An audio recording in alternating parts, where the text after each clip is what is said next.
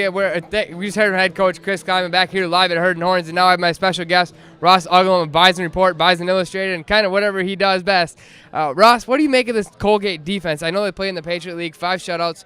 It's incredible, but they haven't really played a team like the Bison. No, and that's kind of, I think, where the struggle is with evaluating Colgate is you have such a weak schedule, but you have such ridiculous numbers as far as points allowed. I think a 2 passing touchdown against 15 interceptions for ratio. There are numbers for Colgate's defense that are frankly just absurd. So what you have to go do then obviously is evaluate, strength of schedule and really try your best to get a grip on, are these guys good? Are these guys just playing poor competition? So they just turned over James Madison 5 times last week, won on a game, last second field goal. They also played Army pretty tough, 21-14, so that defense is real. But now let's turn our heads to the Bison offense, and they've played stiffer defenses than this. They've played probably the best defenses in the country. So what is this offense going to have to do to get it rolling against Colgate? Well, I think one thing that you definitely see, I think Stick had like 12 pass attempts last week. Of course, the week prior to that was a week off. They probably need to get the pass game going a little bit, try and throw the ball. They had a young man by the name of Desmond Kane leave the team this week, so breaking in some new receivers. And so you're probably going to see them want to get the passing game going, get the young receivers involved. They're going to run the ball. It's North Dakota State football. They're going to run the football.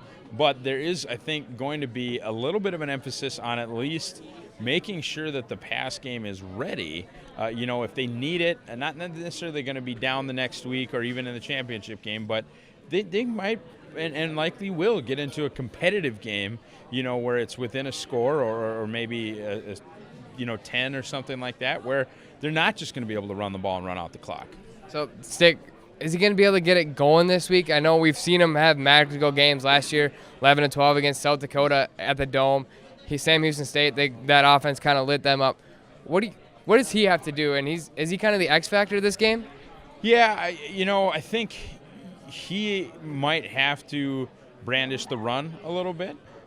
They've protected him, kept some of those hits off him. There haven't been as many designed runs for the quarterback. But just because, they lost one receiver, they still have Darius Shepard. That's very obviously the number one target.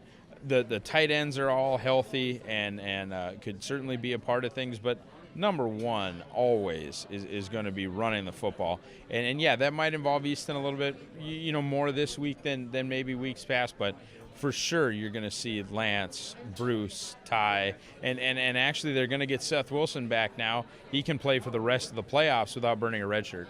And that's huge for them, getting him back, play on Mountain Special Teams or play him kind of wherever they want. But getting those young receivers, Ben Ellison, as you call him, Baby Gronk, yep. How key is he going to be in this matchup? Well, it just depends on what they kind of put in the game plan. This is what you would call an uncommon opponent. They've never played Colgate before, just as they hadn't played Montana State since 2010 in the playoffs. So this is an uncommon opponent. They are going to have to figure out what works in this game. And if that's the tight ends, great. If it's the receivers, great. They're going to have to figure out where the weaknesses are in this Colgate defense. Of course, some of that's going to come from the preparation, but adjustments are made by both sides. Colgate's going to come in with a defensive game plan tailored to what NDSU does well, just the same as the other way around. And quickly before I let you go, what do you think the final score is this coming weekend, and who do they face? Who could they potentially face in the semifinals next week? Well, next week would be the winner of Kennesaw State and South Dakota State. I think South Dakota State's about a touchdown favorite. The one thing to look for there, though, is Kennesaw's a triple option team. They're going to run the football. There's a 100% chance of rain at that game, and there is also a kind of a low temperature. You would think that would benefit the team from South Dakota, not the team from the South, which where Kennesaw is. But that's a high-flying offense. It always has been. I think there's a chance Kennesaw keeps the ball on the ground and maybe wins a field goal game, but we'll see. As far as my prediction, that defense is impressive, but they still gave up 20 points to James Madison. And they gave up 20 points to James Madison even though they turned them over 5 times.